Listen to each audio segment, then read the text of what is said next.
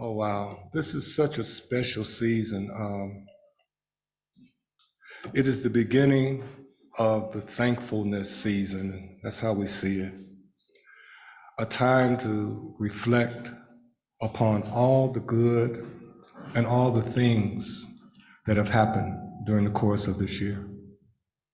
It should be a time of joy. It should be a time of peace and recalculation of one's life.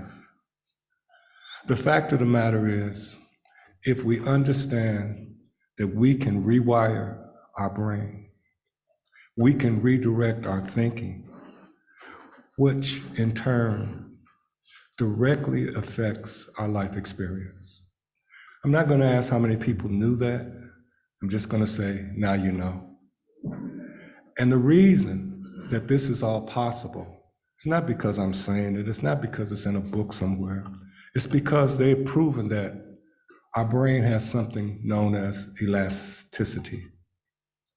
And it is the elasticity of our brain that allows us to redirect the life path that we're traveling. That in itself should be good news. No matter what I've done in the past, no matter what I've thought in the past, my brain has the capacity to give me a new thought. My brain has the capacity to grasp a new direction for my life. It's not something that I do. It's not something that I created. I came here with it. This was a major part of the message from the master teacher, this idea that there was elasticity. He told people that the kingdom of heaven was within.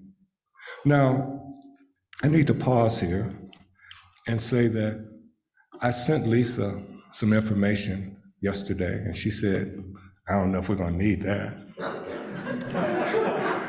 When you find out what it is, you might agree. It was scriptures.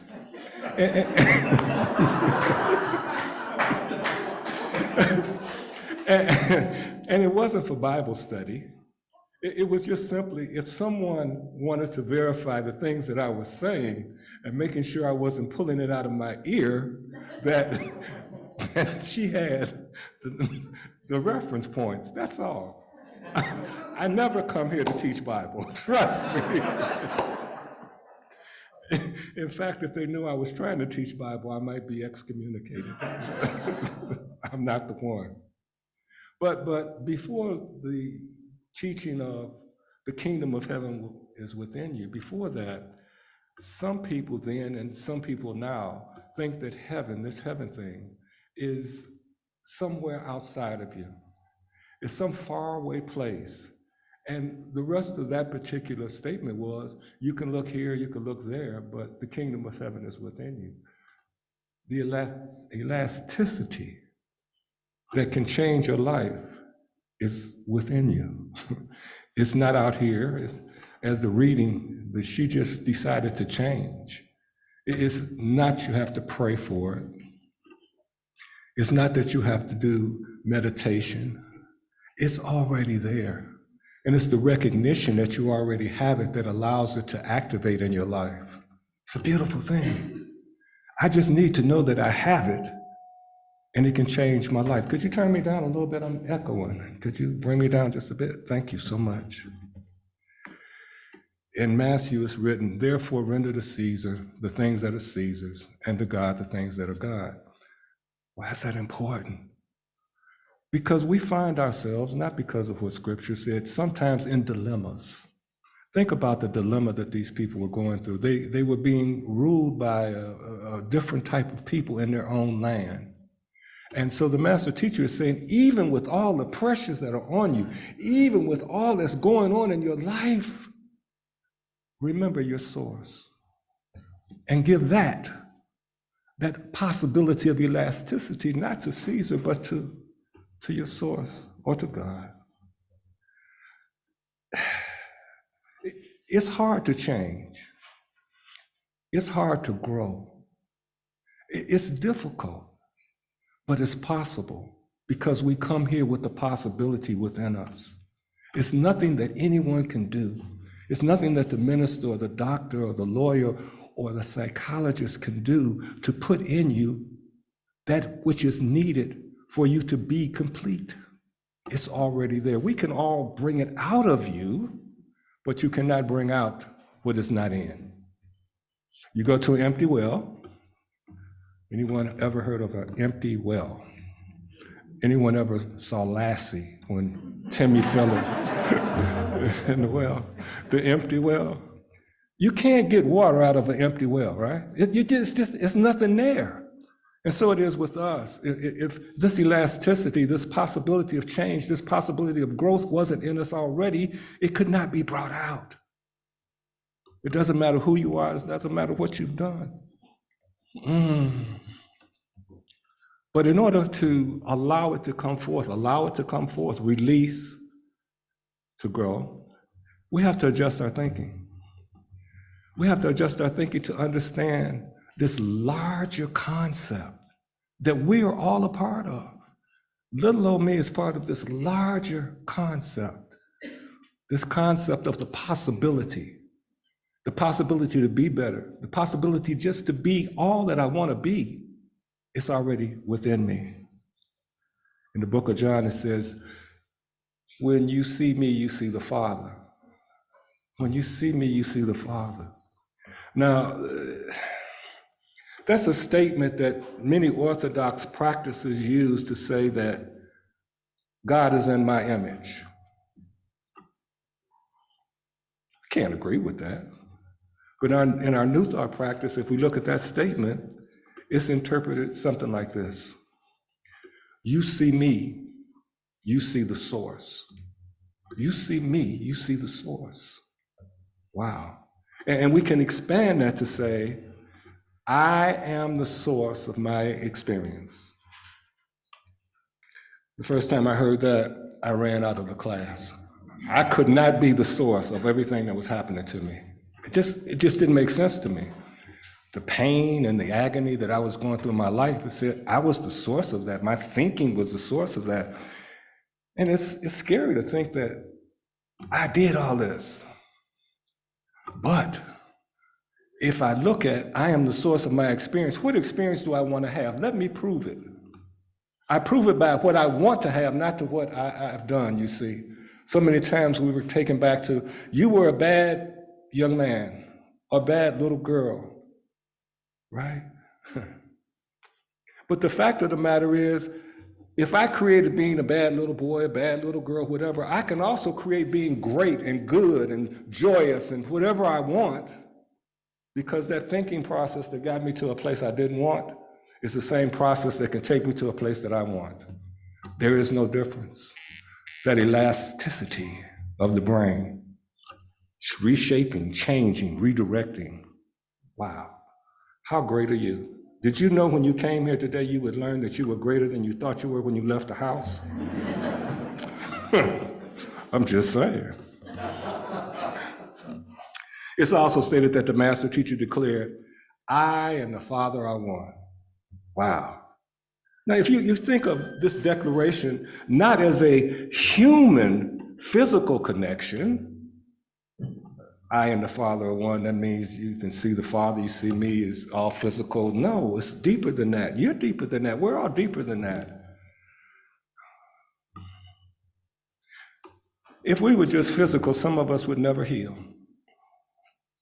If I was just physical, I would get cut, and it had to be something else going on that you couldn't see that made me heal, right? It is.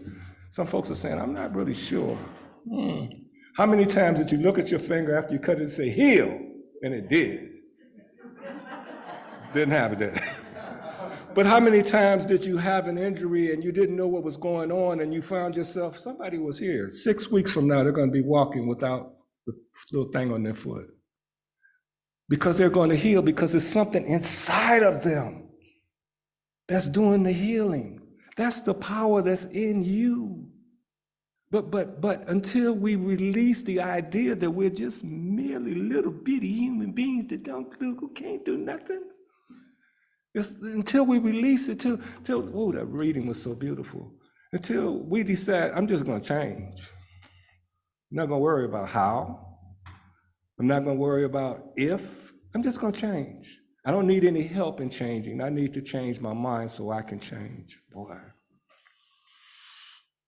think of that when you see me, you see the Father as a connection of the human soul and the human source. There's something within us that is connected to the greater. Already. I'm not telling you something that doesn't exist. I'm not trying to make you believe something that can't happen. You know it in your heart. You know that something greater than you, something more magnificent than you is available to you. Wow. I'm getting excited. And I already know what's on the page. And I'm still getting excited. Really. But what is the point? Because it's about releasing. It's about releasing. Now, the point here with the master teacher is to say that he was teaching according to what was written. He was teaching this to anyone that wanted to hear it during his ministry. But at 12 years old, he was found in the temple. We're not going through the whole story. He was found in the temple. His parents were looking for him. He said, hey, I was at my father's house. I was studying. So at 12 years old, he was learning this scripture which says, cut off the left hand if you steal, pluck out the eye, cut off the ear. God is vengeful. He was learning all of that. Think about that. He was learning all of this stuff from his religion. How many of us have learned some stuff that we no longer find useful? But we won't let it go, like the reading said today. We have to hold on to it. It feels comfortable.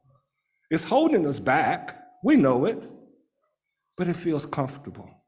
So I'm just going to put it in the corner just in case I need it. It reminds me of the people that say, I'm in New Thought, but I still go to Baptist church just in case.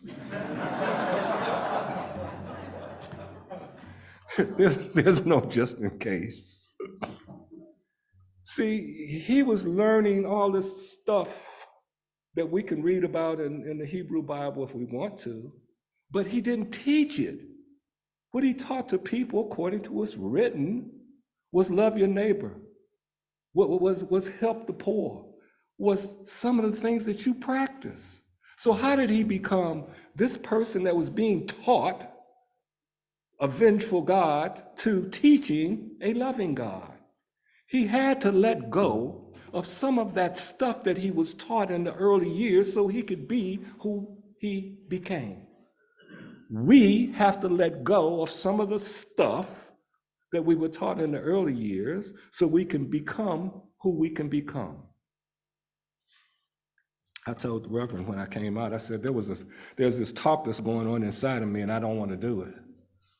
I still don't want to do it, but it won't stop. So you know who's going to win on that one, right? Not me. Our country has become a place that won't let go of the things that no longer serve it. And so there are so many people running around wanting this old stuff that no longer, never did exist, and they want to continue it. Can you see the difficulty in that? It never existed, it was never real, but I want to continue it. Wow.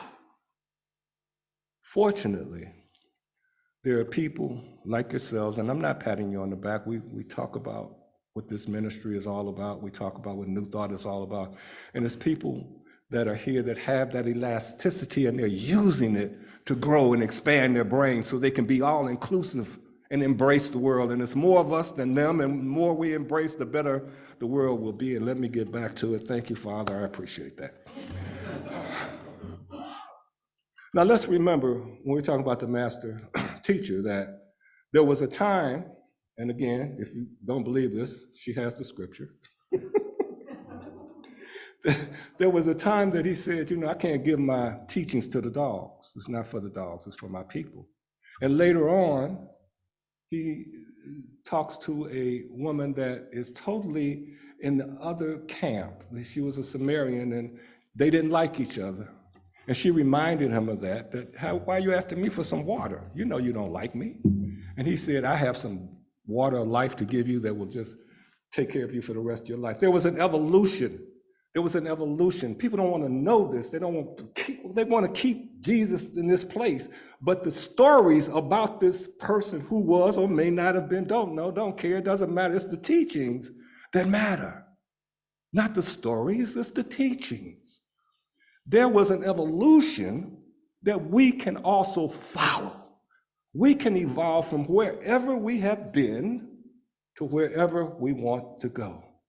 We came here whole. Our job is to become complete. We can evolve to a higher level of something I call divine understanding. And I don't want to make it sound woo-woo, but you have the potential of divine understanding. You don't have to call it anything. It's just you know something that you know, and it feels right, and it feels right to the people around you. That's a touch of that divine understanding, because if whatever the source is, whatever you call it, it has given life to us in something we call love, okay? To give us life, it must love us. Did a talk once, and somehow we got into the different religions, and we got into the different languages, and the people that I talked to talked about how wonderful God was and how powerful God was, and I said, I agree. I said, God is so powerful that if he wanted us all to speak English, we would all speak English. So whatever we speak, whatever we believe, it's okay with God. And if it's okay with God, why can't it be okay with you?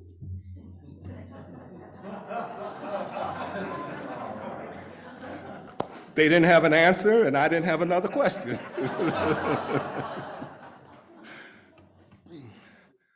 But this evolution that we see in the scriptures, that they don't even know is there sometimes, it comes from within us. There are things that are outside of us that help us get there, but it comes from within us. I keep talking about that within us. It's so important. If it's not there, it can't come out. Why can't I love folks? It's not in you. Oh, did that minister just tell me I'm not a loving person? I didn't say that. I just said it's not in you if it can't come out. Well, I think it's in me. I think that's good. Go search for it. Truly. Whatever it is we want, if we start to search within us, within ourselves, when we find it, it will stay there. It will always be there. It's when we look outside that it becomes a fleeting idea, a fleeting idea. Well, one of the things that elevated this guy, we call the master teacher, some call Jesus, some call Jesus. No, I was going to say something that was right, not right. I don't like to, because Reverend told me it's being recorded, so. I want to make sure that when it goes out there, you know. But what this is said that he did, he declared a thing, he prayed, he had focused meditation, and he had a conscious awareness of his existence and the oneness. And that's what I want to talk to you about today. That's what I'm talking to you about today, is that you have an existence right now, wherever you are, no matter what you're going through, in this oneness. You see, this is how we can follow any of the master teachers, because that's who they were. Buddha, Christ, Krishna. These were master teachers. They came upon a truth that they were able to share with the world. The source, whatever you want to call it again, let's think about it. It's changeless. That sounds pretty good. It's changeless. You're right, it is good, because that means no matter what I do, it doesn't hate me, disrespect me, it loves me the same, because it's given me the right to do whatever it is I want to do. But if I'm doing things that doesn't take me to the better life that I say I want, then that's on me, that's not on God. It's changeless from the idea, the thought in your brain to be a better person, to be more loving, whatever it is, to the manifestation of that idea in reality. What does that mean? Well, if I say I want to be a loving person, I said you need to go inside, but those of you that don't want to go inside, just say I want to be a loving person better, I want to love more. That idea in the divine mind is the same when you say it to when it's manifest. not changing. It doesn't change because I slipped today. How many people, don't raise your hand. This is not raise your hand, okay? How many people exercise, but they miss a day every once in a while? Yeah. Or have a diet and they slip because the chocolate looks so good. Or they're cutting down on inhibition and today is just not the day. That doesn't change the focus of this oneness that we're in. It doesn't make us a bad person. We're not in sin because we slipped. We call it error. Error is missing the mark. So today I missed the mark. I didn't exercise. It's okay. See, it's okay. What we find in all the scriptures is that our thinking has an impact on our lives. What you find in poetry is that your thinking has an impact on your lives. What you find in plays is that your thinking has an impact on your life. So if that be the gift, that thinking has an impact on your life, we should understand that we really have the divine gift of being able to see life's possibilities and events in a divine way. We have that. It's not just through our thinking, it's about how do we choose to see? How do we choose to see life? Wow. If we decide that we want to see life from that oneness, whatever you want to call it, we have to look in a certain way. Now, I mentioned earlier that this oneness, this God, this source, doesn't punish me, doesn't punish you because I slipped. So if I'm going to look like God looks, then I can't punish you because you slipped. And that means you can't punish people because they slipped. So when the butcher cuts your meat a little too thick, what do? That's a terrible butcher. I'm never going back there. It's a terrible butcher. You're not looking from your divine source there. You're looking through your own eyes, and it's okay. But when you look through your divine source, you say, you know, it's a little thick today. Maybe he had a bad day. Maybe I need a little thick. I'm not really sure, but it's really not a big thing. When we can start looking that way, we start changing the world around us, not just ourselves. In our practice, they talk about you have to see the good. And that's so hard. My wife and I have issues with that. She says, it ain't no good there. And I say, yeah, when you look at it that way, it's no good there. But when you understand that there's this one power, this one presence that is all good, and then you realize the reason that the good is not there, the reason that the good is not expressing is because there are people with thoughts that are not expressing the good. It has nothing to do with God, the source, whatever you call it. Don't blame God, the source, or whatever you call it. And if you do blame him, during this time of thanksgiving and thankfulness, be thankful that you have the power that can create the life that you want.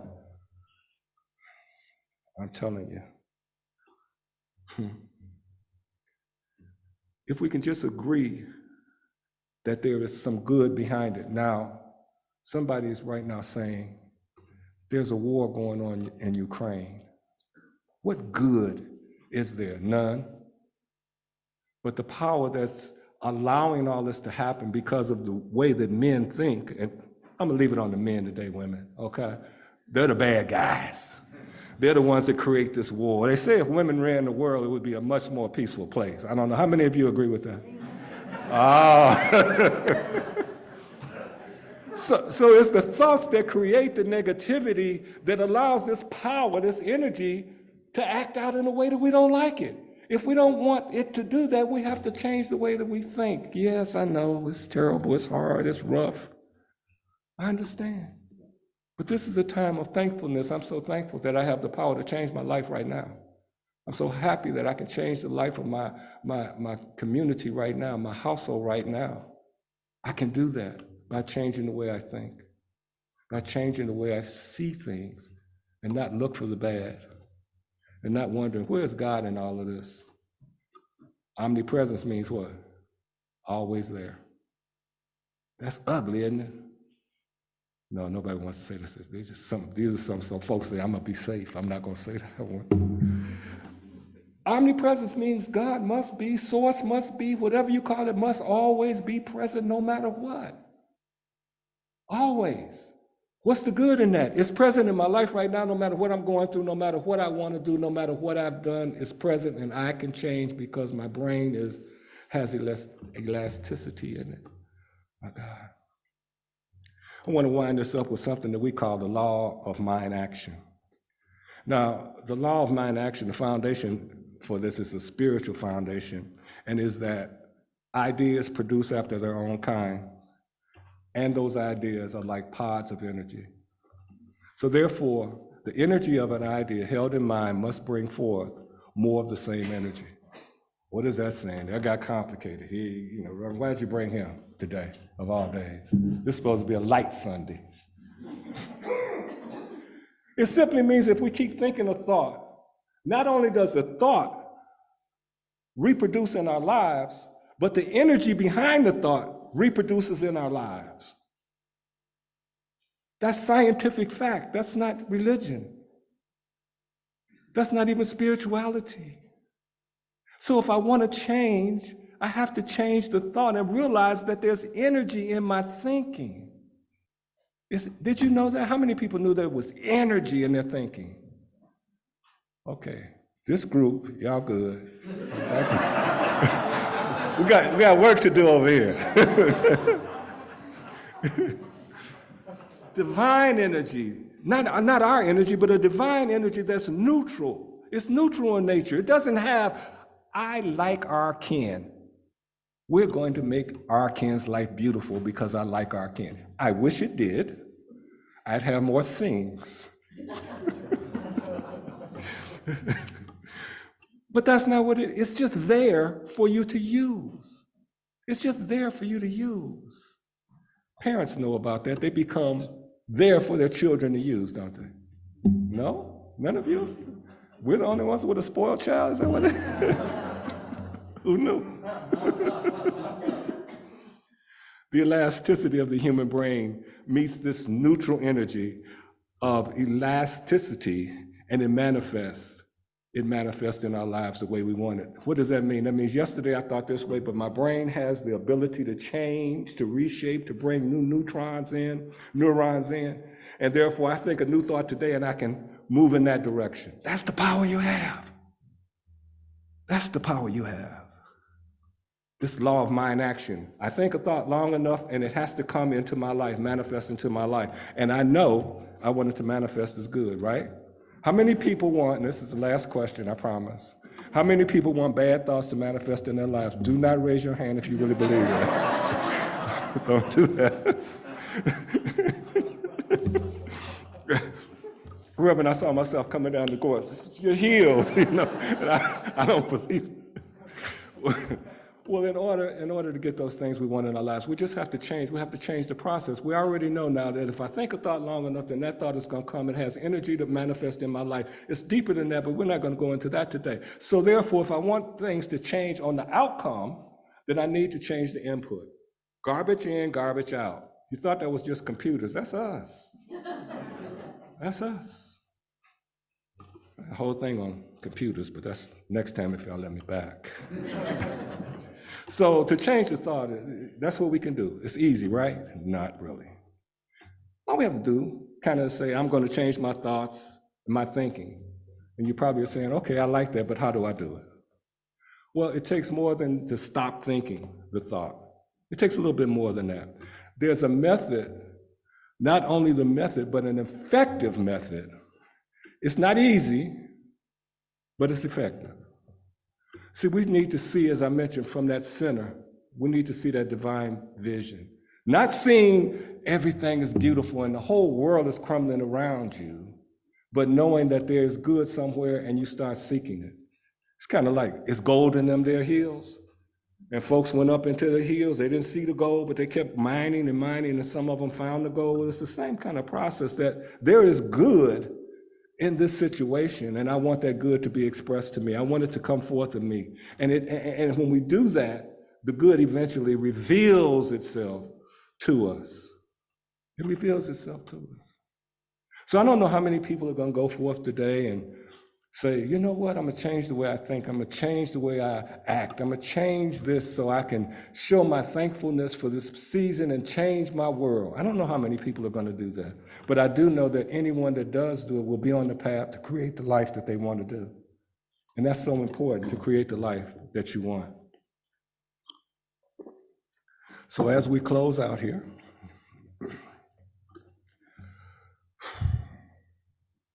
if I see evil, that means somewhere inside of me, there's the ability to perceive evil.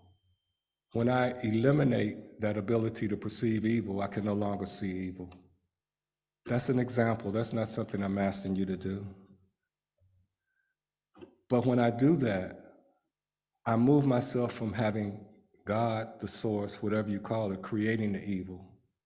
And once I take that responsibility away from God, the source, whatever you call it, and realize that I'm seeing something that I have the power to change, then I can change it. You see, as long as God, the source of whatever you call it, is doing it, you couldn't change it. It's nothing you could do about it. If God was bringing evil into your life, it just would be there. You could do nothing. But because that's not the case, that means I can change it. If I want to be more loving, I can change it because it's me. God is not making me a non-loving person. God is not making me poor. God is not making me suffer. God is not making me do any of these negative things that I need to release out of my mind so I can expand the good that God has for me, the source, whatever you call it. It's up to us, but it's a time to be thankful that we can do it. That's it. Be thankful that we can do it. So remember to praise the things you want. Praise the things you want. So the next time the butcher cuts the meat too thick, leave him alone. Don't put a lot of energy in that. Praise the fact that you have meat. Whatever. Find ways to praise that which you want in your life, even if it's not yet there. And when we do that, we see that life changes for us. Release as much of the negativity, as much as the non-serving teachings that have invaded your mind from the past. Release them so that you can expand into the goodness that you were brought here to experience. Remember, the master teacher was taught some very negative stuff, but at the end of the day, the teachings were love your neighbor, help the poor. There was a transition, and that transition is the transition that each and every one of us can experience in our lives. So, as I leave this podium today, I'll ask one last question. How many people want to experience the greatness that they were brought here to have? That's what I'm talking about, everybody. God bless each and every one of you, and thank you so much for having me today.